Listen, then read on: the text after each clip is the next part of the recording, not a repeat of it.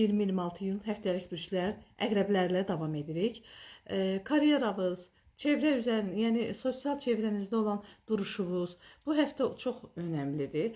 Merkur retrosu 23 etibarilə bilirsiniz bitir və karyera ilə bağlı verdiyiniz bütün qərarlarda şübhələri yox edir.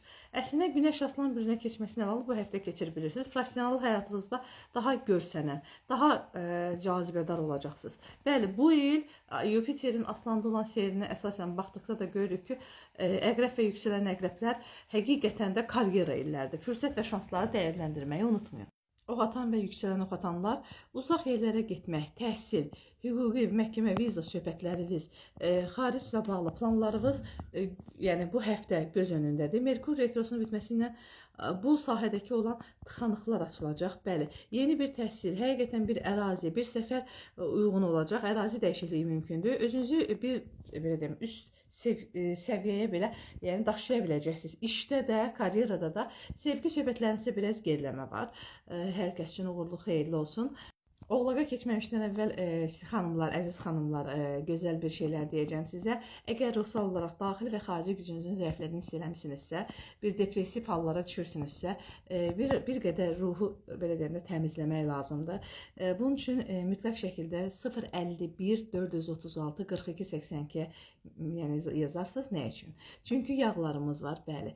Lavanta, qızılgül və müşk yağları. Bir lavanta təmizlənmə, qızılgül daxili enerji, xarici enerjinizi bərpa eləmək, yəni dişil enerjinizi yüksəltmək üçündür və müşk isə mühürləməkdir. İsti ölkələrdə ona enerjinin mührü də deyirlər və ona görə də bu üç yağı birlikdə istifadə edən xanımların daxili və xarici enerjisi o qədər gözəl olur ki, onlar istədiyi həyat partnyorlarını, yaxşı günləri, hadisələri, pulları daha yaxşı özlərinə çəkirlər. Bunun üçün 051 436 42 82 yazın, WhatsAppda şəxsən özüm cavablayacağım.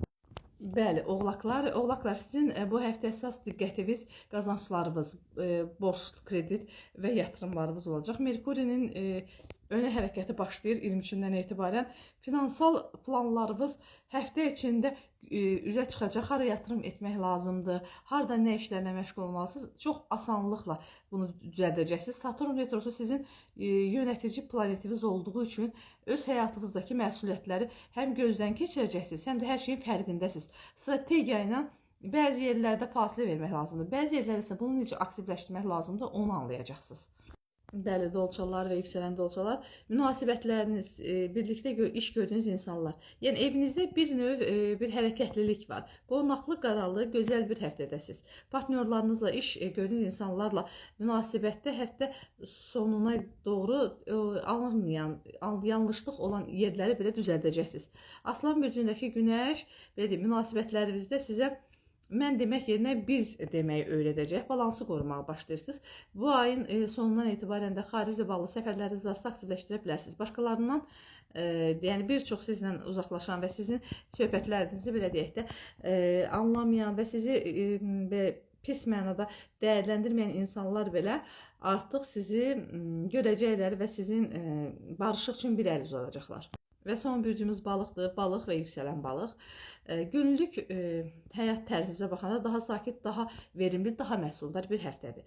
Düzdür, həftə sonunda bəzi elektron əşyaların xarab olması ola bilər. İş yerində olan ideyalarınız, sağlamlıqla bağlı mövzulara daha rejimli, ümumiyyətlə həyatınızla bağlı daha rejimli bir həftəyə və daha rejimli bir dövrə qədəm qoyursunuz. Bəzi mövzularda gerçəkdən də bu rejimi etməlisiniz və edəcəksiniz. Yupiter, Neptun üçgəni yaranacaq. Bu həftə başlanğıcından çox gözəl bir intuisiyanız yəni güclənir. İlham pərləriniz gəlir. Yaradıcı işlərinizdə bunu istifadə edin. Bu və digər şəkildə bu həftə önündə, sonunda və arxasında, yəni bu həftənin həqiqətən az da olsa pul gələcək və o pulları doğru düzgün yerləşdirəcəyinizdən heç narahat deyiləm.